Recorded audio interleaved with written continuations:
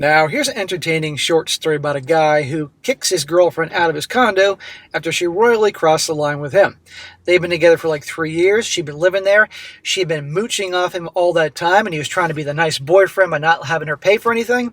And you'll see how she repays him. And this is a perfect example, guys, of how women would be more than happy to use a guy who's just trying to be a decent boyfriend. And you can't allow it to happen on multiple fronts. And you start seeing disrespect and get rid of them. Titled, Am I the a-hole for evicting my girlfriend of 3 years? And a shout out to Vegas Mike for sending in this story. It says, I'm 33 years old. I received an inheritance when I was 24 and used it to buy a condo in downtown Vancouver.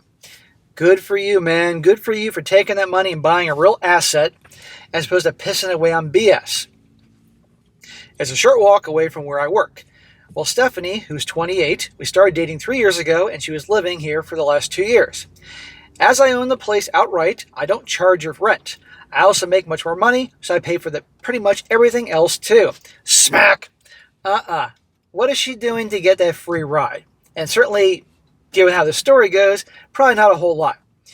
He owns the place. She should be paying something for rent, and she should be paying also more than probably just enough to pay the freaking the Netflix bill. This is ridiculous. Who cares if you own it outright? Make something off it. And all it's going to do is teach her she can use you. On Saturday morning, about a month ago, she told me she was going to a family dinner. Her parents live about an hour away drive. In the time we've been together, I've been with her family to dinner about 30 to 40 times over 3 years. Whoa, that's a lot of family dinners. What is this, Blue Bloods? Shit, is Tom Selleck at that part of her family? But this time I was not invited. She told me they were having a family meeting to discuss what to do with Grandma, who was showing signs of dementia. Her brother and aunt are from out of town, and they were coming too. I own a car, and she wanted to borrow it. Why doesn't she use her own car? Free rent, you pay pretty much for everything, and she's using your car as well? So she leaves in the afternoon, and around 10 p.m. I get a text that she had a few glasses of wine with her mom and is going to spend the night. The next morning around 10 a.m., she's still not home. She's not answering my calls or looking at my texts, so I call her mom, who tells me she is not there and there is no family dinner. Whoa, that's a nice way to repay you for all the generosity, lying to you completely. And by the way, where is she in your car?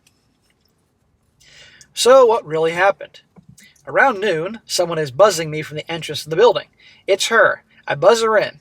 The first thing she tells me is she lost her keys, which include the FOB to enter the building, the key to my apartment, and the key to my car. She also doesn't know where my car is. What the hell?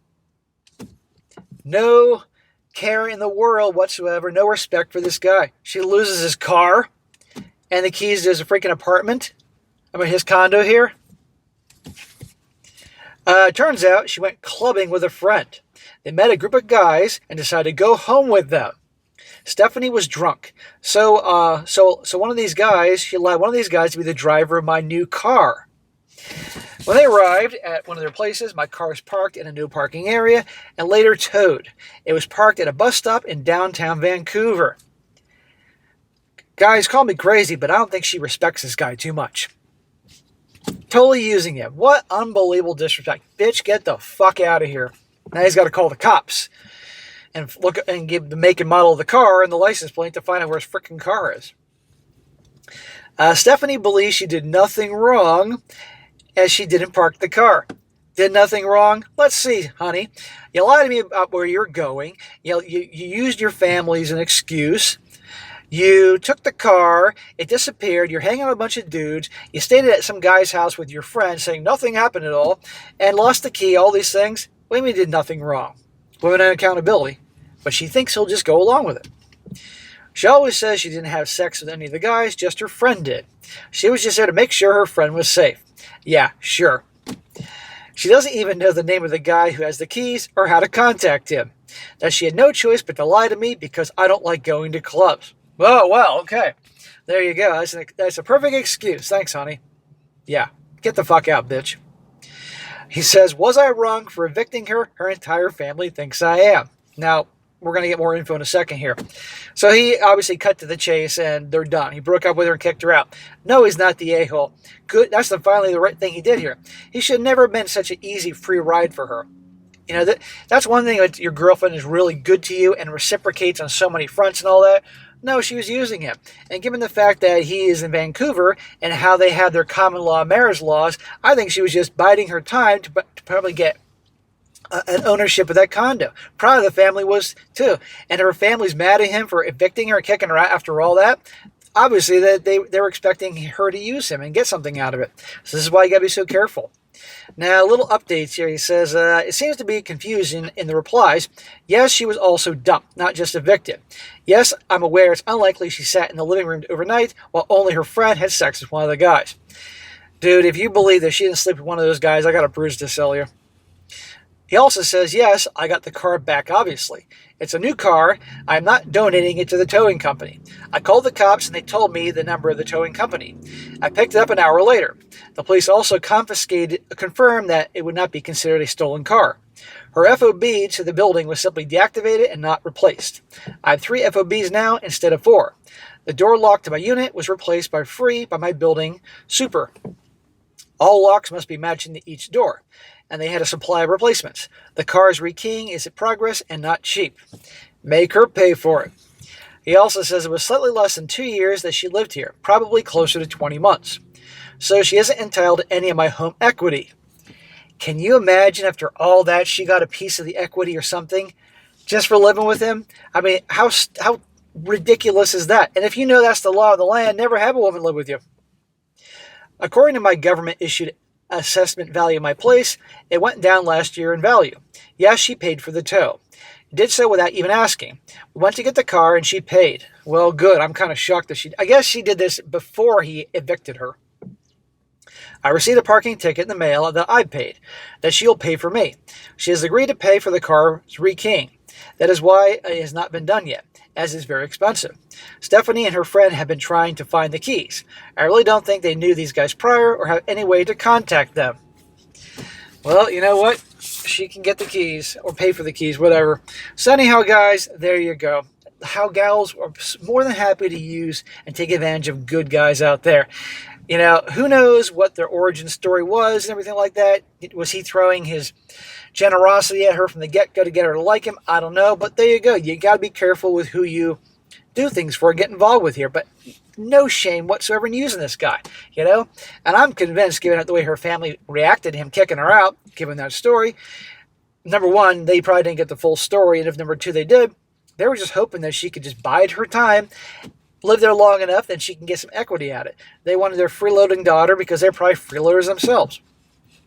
Now, a couple comments here. One guy says, "Are you kidding? Not the a-hole. Lying to get what you wanted, lying to you to get wasted with random people at the club. So much so that she had no idea where your car was.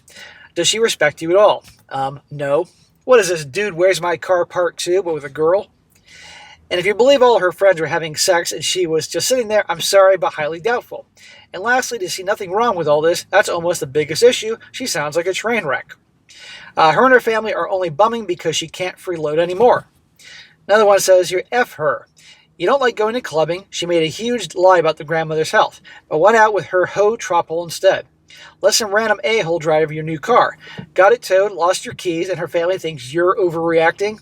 Cut them all loose. The girl doesn't love, appreciate, respect you. Dump her before she winds up pregnant and won't know who the daddy is. That's coming next. She's going to try to get him back. Guaranteed. And yeah, and hopefully he doesn't fall for this, but I don't think he will. I think he's one of these guys, like many guys, that gives and gives and gives, and finally was taken advantage too much. He's done it, and nothing she says or cries about will end it.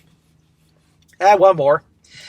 This isn't about the car. It's about trust and honesty. She knew she was going clubbing, and she lied to your face about that. Use it as an excuse to borrow your car. I don't care if she was the DD and sat in the car all night.